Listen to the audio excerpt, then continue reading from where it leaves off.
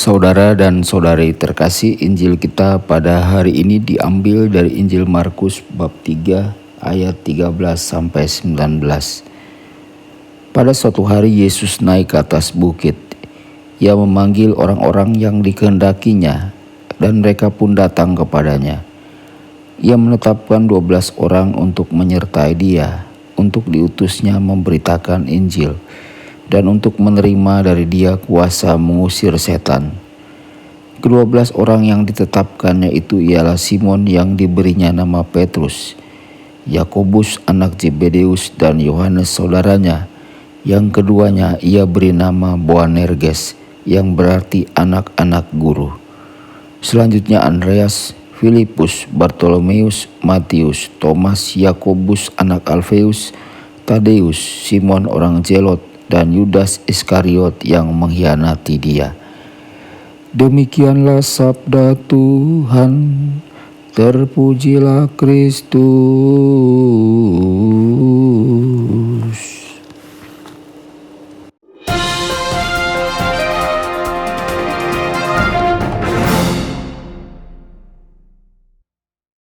Saudara dan saudari terkasih dimanapun Anda berada, jumpa lagi dengan saya Romo Tedens dalam saluran Warta Kabar Sukacita. Semoga Anda semua dimanapun berada senantiasa dalam keadaan sehat dan bahagia. Seseorang pernah berkata, masalah kita dalam mengikuti Yesus adalah kita mencoba untuk menjadi versi yang lebih baik dari diri kita sendiri daripada refleksi yang lebih akurat dari Yesus. Mengikuti Yesus bukan tentang menjadi diri Anda yang lebih baik, karena Anda harus mati bagi diri Anda sendiri. Mengikuti Yesus berarti menjadi lebih seperti Dia. Dia harus bertambah besar dan kamu harus semakin kecil. Saudara-saudari, ketika Yesus memanggil Anda, Dia memanggil Anda untuk meninggalkan segalanya, untuk meninggalkan diri lama Anda dan merangkul diri baru Anda. Ketika Yesus memanggil Anda, Dia memanggil Anda ke dalam kehidupan transformasi, dan Yesus mulai memahat pribadi Anda yang keras, egois, sombong, malas, dan serakah untuk mengungkapkan rohnya di dalam diri Anda. Saudara-saudari, ketika Yesus memanggil Anda, Dia memanggil Anda untuk tujuan yang melibatkan kerajaannya dan yang memiliki konsekuensi kekal. Dia memanggil Anda ke dalam perang spiritual yang tidak dapat Anda lawan dengan kekuatan Anda sendiri dan menangkan. Anda harus berjuang dalam kuasanya, kekuatannya, dan di jalannya. Kemenangan dijamin jika Anda melakukannya dengan caranya. Saudara-saudari, hari ini kita bermenung tentang Yesus yang memanggil kita, Yesus yang melatih kita, menunjuk kita, mengutus kita, dan memberdayakan kita untuk memberkati orang lain, melayani orang lain, dan membantu melihat kehidupan yang diubah oleh kuasa Injilnya. Mari kita lihat ini dalam Markus bab 3 ayat 13. Setelah itu Yesus naik ke atas gunung dan memanggil orang-orang yang Ia ingin pergi bersamanya, dan mereka datang kepadanya. Kemudian Dia mengangkat 12 dari mereka dan menyebut mereka rasul-rasulnya. Mereka harus menemani Dia, dan Dia akan mengutus mereka untuk berkhotbah. Dia memberi mereka wewenang untuk mengusir setan. Inilah 12 rasul yang dipilihnya: Simon yang Ia beri nama Petrus, Yakobus dan Yohanes anak-anak Zebedeus, dan Yesus menjuluki mereka anak-anak guntur. Andreas, Filipus, Bartolomeus, Matius, Thomas, Yakobus anak Alfeus, Tadeus, Simon, Yudas Iskariot yang kemudian mengkhianatinya. Saudara-saudari, Yesus memanggil Anda. Anda akan mendengar panggilan Yesus dalam hati Anda. Akan ada tarikan untuk mengenal Dia, belajar tentang Dia, dan ingin menjadi seperti Dia.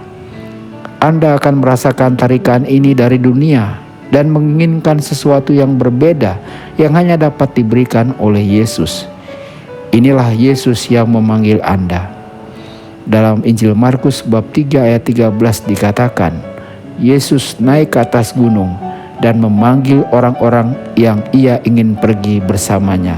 dan mereka datang kepadanya. Sebelum Yesus memanggil ke-12 murid itu, Yesus menghabiskan malam dalam doa. Penginjil Markus menyampaikan kepada kita bahwa Yesus naik ke atas gunung, dan ketika Lukas menjelaskan peristiwa ini, dia memberi kita lebih banyak secara detailnya. Dalam Injil Lukas bab 6 ayat 12 kita membaca, Yesus naik ke atas gunung untuk berdoa, dan dia berdoa kepada Allah sepanjang malam. Saat fajar, dia memanggil semua muridnya dan memilih 12 dari mereka untuk menjadi rasul. Keputusan penting harus selalu disempurnakan dalam doa. Itulah yang Yesus lakukan. Sebelum Anda membuat keputusan besar apapun dalam hidup, luangkanlah waktu secara serius untuk membicarakannya dengan Tuhan. Carilah hikmatnya dan kehendaknya tentang apa yang akan Anda lakukan. Jangan pernah terburu-buru dalam mengambil keputusan yang mengubah hidup. Setelah Yesus menghabiskan malam dalam doa, kita diinformasikan bahwa dia memanggil orang-orang yang dia ingin pergi bersamanya. Dia memanggil orang biasa. Ke-12 pria ini normal, biasa-biasa saja, dan tidak ada yang istimewa dalam riwayat hidup mereka. Orang-orang ini semuanya berbeda. Kepribadian yang berbeda, latar belakang yang berbeda, pendidikan agama yang berbeda, keterampilan yang berbeda, kekuatan dan kelemahan yang berbeda. Namun mereka semua dipilih untuk melayani Yesus dengan cara yang unik dan istimewa. Hal ini seharusnya memberi Anda harapan. Anda tidak perlu menjadi sarjana kitab suci. Anda tidak perlu mengetahui semua jawaban. Anda tidak perlu menjadi seorang Kristen super agar Yesus dapat menggunakan Anda dengan cara yang luar biasa. Anda hanya harus menjawab bersedia. Perhatikan Yesus memanggil orang-orang ini, tetapi orang-orang ini datang kepada Yesus. Yesus akan memanggil Anda, tetapi Anda harus datang kepadanya. Anda harus mengatakan ya. Anda harus menjawab panggilan itu. Dalam panggilan ini, saya ingin Anda memperhatikan kedaulatan Tuhan di dalamnya. Dia mengendalikan panggilan mereka. Perhatikan baik-baik bahasa yang digunakan penginjil Markus untuk menggambarkan panggilan mereka. Yesus memanggil orang-orang ini. Yesus mengangkat orang-orang ini. Yesus memberi mereka gelar rasul. Yesus akan mengutus mereka untuk berkhotbah. Dan Yesus akan beri mereka kuasa untuk mengusir setan. Anda tidak dapat mengabaikan sifat strategis, disengaja dan ilahi dari pemanggilan ini. Hal yang sama berlaku untuk Anda. Tuhan telah memanggil Anda, memperlengkapi Anda dan mengirim Anda untuk menyelesaikan misi penting bagi Dia dan kerajaannya. Dalam surat Rasul Paulus kepada jemaat di Efesus bab 2 ayat 10 dikatakan, sebab kita adalah mahakarya Allah. Dia telah menciptakan kita kembali dalam Kristus Yesus, sehingga kita dapat melakukan hal-hal baik yang telah Ia rencanakan untuk kita sejak lama. Tuhan menciptakan Anda dengan tujuan tertentu dalam pikiran. Keberadaan Anda bukan kecelakaan. Tuhan punya rencana untuk hidupmu. Rebutlah itu, rangkullah, katakanlah ya untuk itu. Ketika Yesus memanggil ke-12 orang ini, mereka datang kepadanya dalam ketaatan. Mereka menjawab dengan taat. Itu tidak berarti mereka memahami besarnya semuanya itu, tetapi mereka taat pada panggilannya. Mereka tidak dewasa secara rohani pada saat ini atau siap untuk memimpin banyak orang, tetapi mereka setuju untuk mengikuti Tuhan dan taat pada kehendaknya untuk hidup mereka. Ini hanyalah awal dari perjalanan yang luar biasa bagi mereka. Saudara-saudari, jika Tuhan berurusan dengan Anda tentang bidang pelayanan tertentu, saya mendorong Anda untuk menanggapinya dengan patuh pada panggilannya.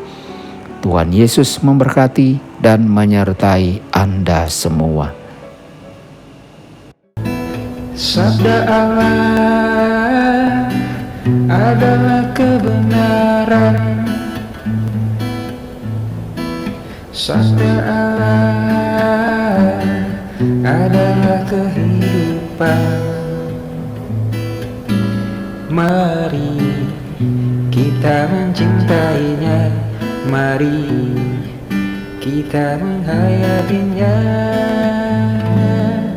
Ya Tuhan yang ku muliakan, sabdamu angkat resahku.